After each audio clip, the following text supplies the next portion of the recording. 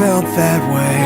And if I had to tell you the truth, I'm afraid I'd have to say that after all I've done and failed to do, I feel like less than I was meant to be. And what if I could fix myself? Maybe then I could get free. I could try to be somebody else who's much better off than me. But I need to remember this, that is when I'm at my weakest.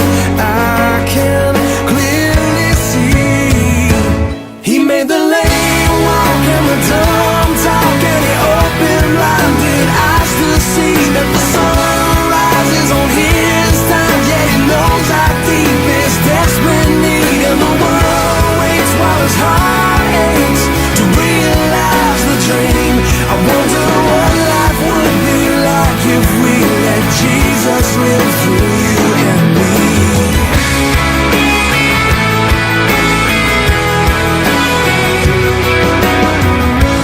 What if you could see yourself through another pair of eyes? What if you could hear the truth instead of old familiar lies? And what if you could feel inside the power of the hand that made the universe? You realize that He made the land